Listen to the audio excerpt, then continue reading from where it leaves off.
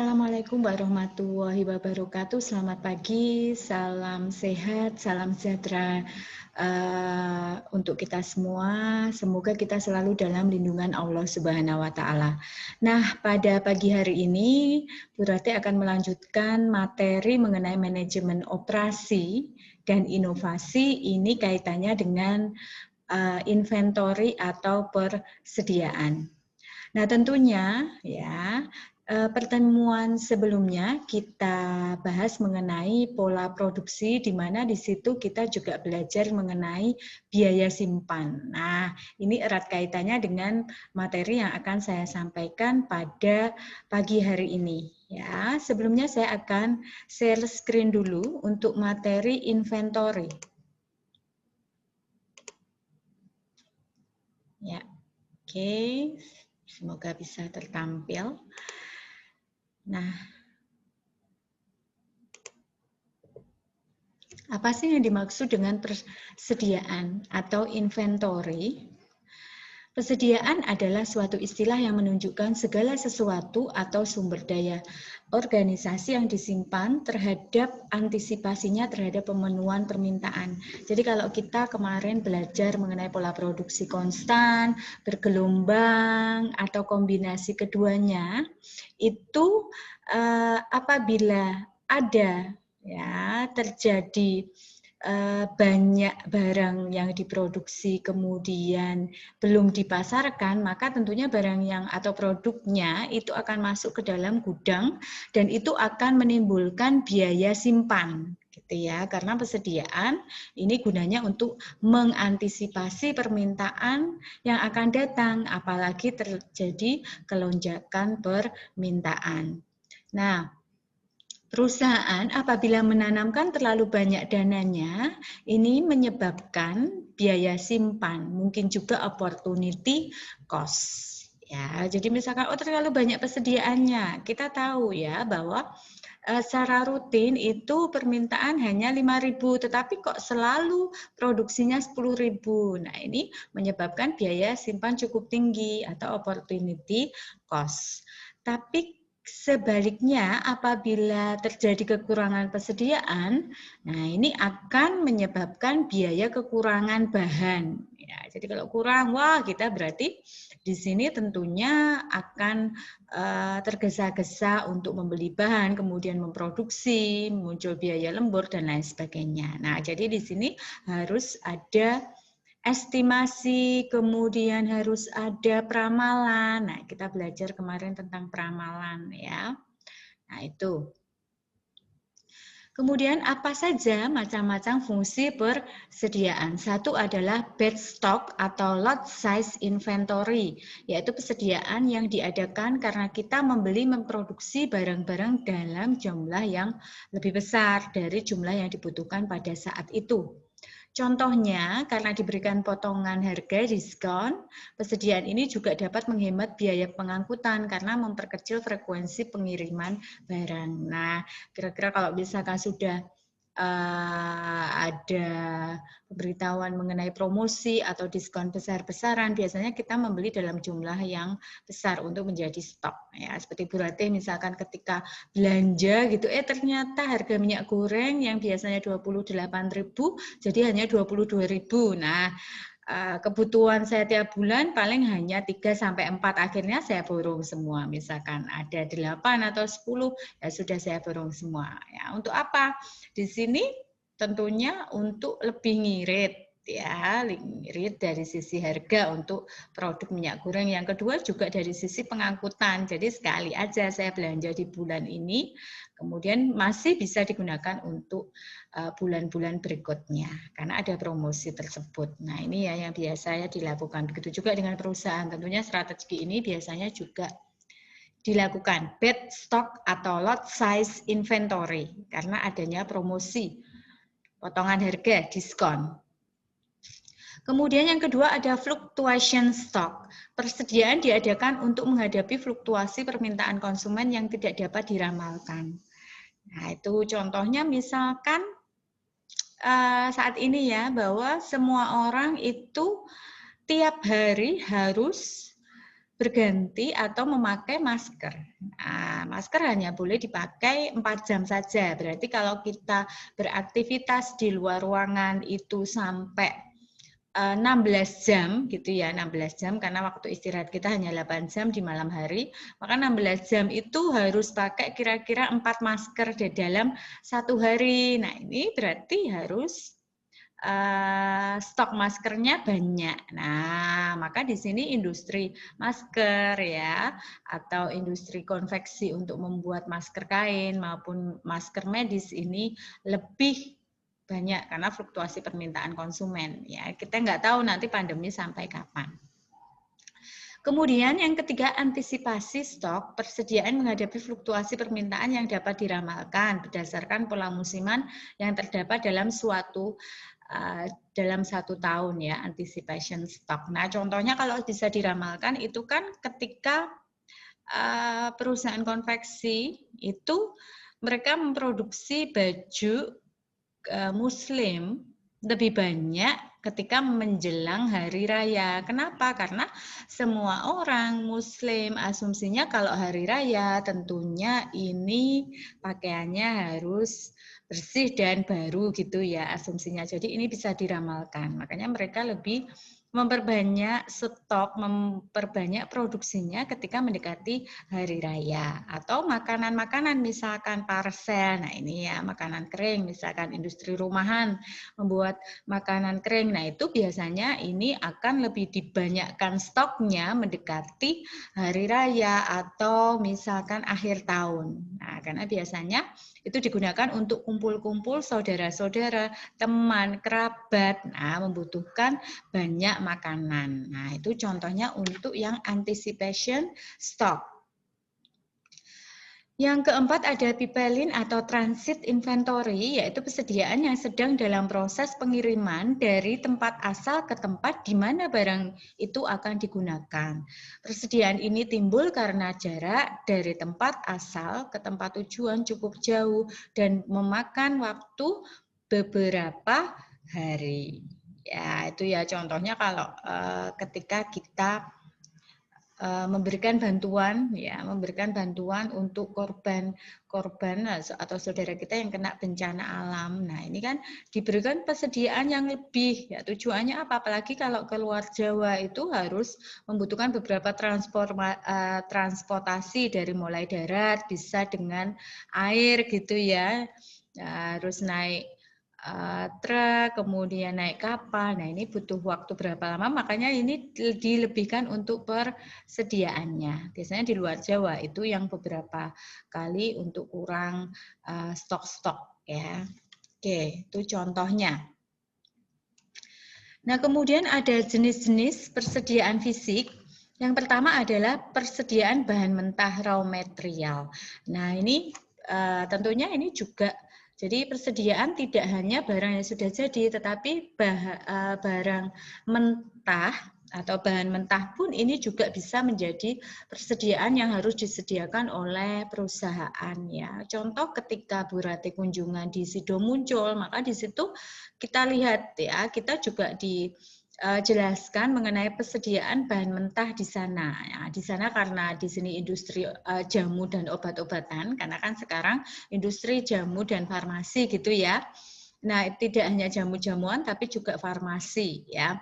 Di situ mereka bahan mentahnya adalah tanaman obat-obatan dari kunyit, jahe, kemudian rimpang gitu ya dan lain sebagainya. Ini tentunya sangat banyak. Dan mereka juga menandai ya barang yang datang maka itu akan yang duluan lebih diproduksi ya, first in first out atau FIFO. Barang yang masuk ketika di stok maka mereka akan jadi barang yang pertama juga yang akan diproduksi. Supaya apa? Supaya mereka nanti bisa mengecek stoknya ya. Jadi yang lebih cepat habis yang mana, jadi harus ditandai, diberikan kode, coding, dan lain sebagainya. Kemudian yang kedua, persediaan komponen rakitan. Kemudian ada persediaan bahan pembantu, ya bahan pembantu misalkan untuk gula rafinas, gula industri misalkan ya, karena biasanya madu gitu kalau di Sidomuncul ya, karena mereka juga membutuhkan untuk bahan pembantu. Kemudian persediaan barang dalam proses ya, itu kemudian persediaan barang jadi. Nah, ini juga karena stok itu banyak, apalagi musim seperti ini, banyak orang yang sering minum tolak angin dan lain sebagainya yang diproduksi oleh Sidomuncul, jadi mereka lebih banyak untuk persediaannya. Untuk apa? Memenuhi permintaan konsumen atau pelanggan di masa yang akan datang. Itu ya. Oke, jenis-jenis persediaan. Kemudian biaya-biaya persediaan yang bisa muncul. Satu, biaya simpan. Nah, kita sudah belajar karena memang stoknya banyak, ya harus disimpan di dalam gudang sehingga menimbulkan biaya simpan. Terdiri dari biaya yang bervariasi dengan kuantitas persediaan. Contohnya apa, Bu? Biaya fasilitas penyimpanan. Nah, kalau di gudang kan nggak mungkin, gudang itu nggak ada penerangannya. Nah, malah jadi nanti tempat untuk ini ya, apa namanya, makhluk-makhluk yang tidak kita ketahui misalkan. Nah, pasti walaupun gudang, kalau gudang di perusahaan ya harus ada penerangannya, setidaknya ada lampunya, ada jendelanya. Kemudian kalau misalkan untuk produk-produk es krim atau makanan beku ya harus ada pendinginnya. Nah, ini ya, freezernya atau pemanas. Nah, mungkin Bu Rate bisa sedikit cerita. Jadi ketika Bu Rate kunjungan di PT Es Krim Campina yang ada di industri Rungkut Surabaya sana ya. Jadi di situ benar-benar untuk penyimpanan es krimnya, pendinginnya, freezernya itu bisa luas sekali ya. Mereka membuat ruangan-ruangan yang kedap udara gitu ya. Kemudian di dalamnya memang dingin sekali, seperti mungkin kalau di luar negeri kalau kita masuk ke sana di dalam salju. Nah, boleh nggak kunjungan di sana? Boleh, Bu. Ya, boleh nggak, Bu, kunjungan di sana? Boleh ya. Jadi ketika di sana kita nanti tentunya dengan alat pelindung diri ya, dengan memakai jaket yang tebal, kemudian kita masuk ke dalam freezer yang cukup besar, kemudian ada sepatu yang sudah disediakan di sana, sarung tangan, ya, dan juga masker. Nah, itu ya, itu karena sangat besar ya, berarti itu penyimpanan untuk es krimnya. Nah, pemanas misalkan, nah, itu juga ada. Kemudian biaya modal, biaya keusangan, biaya asuransi persediaan. Nah, ini penting ya, asuransi, apalagi kalau perusahaan yang sudah besar. Bahkan kalau kita lihat, kalau asuransi di pasar pun juga perlu asuransi, karena pasar itu kan rawan untuk terjadinya kecelakaan, misalkan kebakaran. Nah, makanya di sini gunanya untuk asuransi, supaya nanti ketika ada hal-hal yang tidak dikehendaki, ada kecelakaan, itu bisa ditanggung oleh insuran tersebut ya. Kemudian biaya pajak persediaan, biaya penanganan persediaan, biaya pengerusakan dan pencurian. Nah, ini ternyata juga masuk ke dalam biaya simpan. Yang kedua, biaya pemesanan atau pembelian, ada ekspedisi, biaya telepon, upah, biaya pengepakan dan penimbangan, biaya pemeriksaan, dan biaya pengiriman ke gudang. Ya, ini kalau biaya pesan itu yang bisa muncul ketika kita atau konsumen memesan suatu barang. Kemudian biaya penyiapan, ya, biaya mesin menganggur, persediaan tenaga kerja langsung, dan biaya scheduling atau penjadwalan. Nah, apa yang masuk di dalam biaya kekurangan bahan gitu ya? Biaya kekurangan bahan misalkan kehilangan penjualan, kehilangan langganan, ya karena ternyata permintaan banyak tapi kita nggak punya stok. Nah, bisa jadi kita nanti akan di-cancel untuk ordernya. Maka kita kehilangan penjualan, kita kehilangan langganan, kemudian kita harus membayar biaya pemesanan khusus, ekspedisi, selisih harga, terganggunya operasi, dan tambahan pengeluaran kegiatan manajerial. Sekarang kita masuk ke perhitungannya, model economic order quantity ya. Ini untuk apa, Bu? Digunakan untuk menentukan kuantitas pesanan persediaan yang meminimalkan biaya langsung penyimpanan persediaan ya. Jadi di sini berapa sih kuantitas yang bisa menjadi persediaan untuk meminimalkan biaya langsung penyimpanan.